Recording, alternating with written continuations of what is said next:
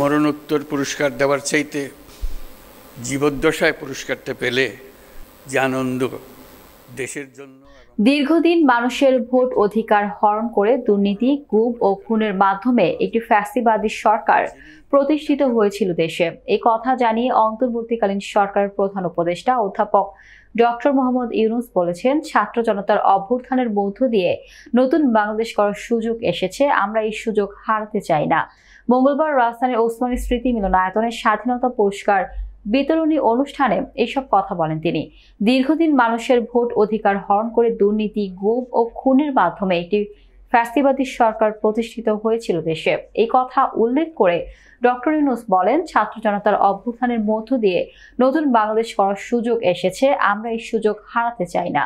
তিনি বলেন, বদরুদ্দীন ওমর যেহেতু স্বাধীনতা পুরস্কার গ্রহণ করবেন না, তার পদকটি জাতীয় জাদুঘরে সংরক্ষণ করা হবে। আর মৃত ব্যক্তিদের মরণোত্তর পুরস্কারের পালা শেষ করে আগামীতে যেন জীবিত অবস্থাতেই সেটি দেয়া যায়, বিষয়টি দেখা হবে। তিনি আরো বলেন, মানব সভ্যতার ইতিহাসে এক কলঙ্কিত দিন 25শে মার্চ। এই দিন নিরীহ বাঙালিকে নির্মমভাবে হত্যা করে বর্বর পাকিস্তানি হানাদার বাহিনী। এবার যারা স্বাধীনতা পুরস্কার পেলেন তারা হলেন বিজ্ঞান ও প্রযুক্তিতে অধ্যাপক জামাল নজরুল ইসলাম, সাহিত্যে মীর আব্দুস শকুর আল মাহমুদ, সংস্কৃতিতে নভের আহমেদ, সমাজ সেবায় স্যার ফজলে হাসান আবেদ, মুক্তিযুদ্ধ ও সংস্কৃতিতে মোহাম্মদ মাহবুবুল হক খান ওরফে আজম খান, শিক্ষা ও গবেষণার বদরুদ্দীন মোহাম্মদ ওমর এবং প্রতিবাদী তারুণ্যের আবরার ফাহাদ। যেখানে আইনের শাসন থাকবে, মানুষের মৌলিক মানবাধিকার নিশ্চিত হবে এবং একটা বৈষম্যহীন সমাজ প্রতিষ্ঠিত হবে। কিন্তু স্বাধীন বাংলাদেশে এখনও ন্যায়ভিত্তিক সমাজ প্রতিষ্ঠা করা যায়নি। দীর্ঘদিন ধরে এই দেশের মানুষকে তাদের ভোটাধিকার থেকে বঞ্চিত করা হয়েছে।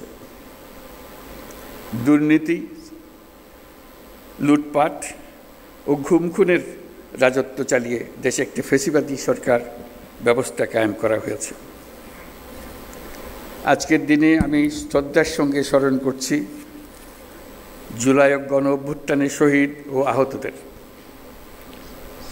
তাদের আত্মত্যাগের কারণে আমরা একটা নতুন বাংলাদেশ গড়ার স্বপ্ন দেখার সুযোগ পেয়েছি। এই সুযোগ আমরা কোনো ক্রমেই বৃথা হতে দেব না। সুধীবৃন্দ, কৃতিত্বপূর্ণ অবদানের জন্য এই বছর অন্তর্বর্তী সরকার 6 জন বিশিষ্ট নাগরিককে মরণোত্তর স্বাধীনতা পুরস্কারে ভূষিত করেছে। তারা সবাই বাংলার সূর্য সন্তান। অধ্যাপক জামাল নজরুল ইসলাম একজন বিশ্ববরেণ্য বিজ্ঞানী। পৃথিবীর নামকরা সব বিজ্ঞানীরা তাকে চেনেন।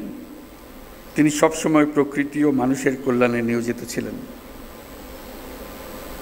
আল মাহমুদ আধুনিক বাংলা সাহিত্যের অন্যতম উজ্জ্বল কবি। তার কবিতা বহু কবি, লেখক, পাঠককে অনুপ্রাণিত করেছে। বিশ্বের শীর্ষস্থানীয় বেসরকারি উন্নয়ন সংস্থা ব্র্যাকের প্রতিষ্ঠাতা স্যার ফজলে হোসেন আবেদ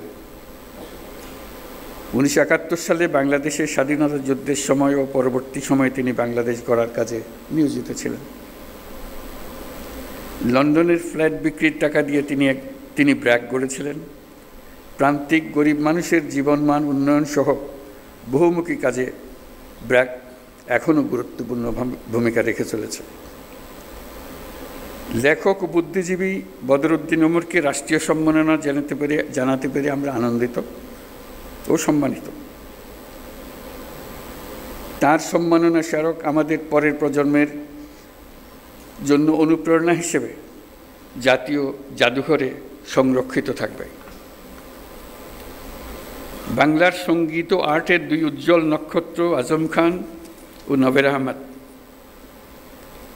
পূর্ব বাংলায় নভেরার হাতেই প্রথম ভাস্কর্যের উদ্বোধন হয়।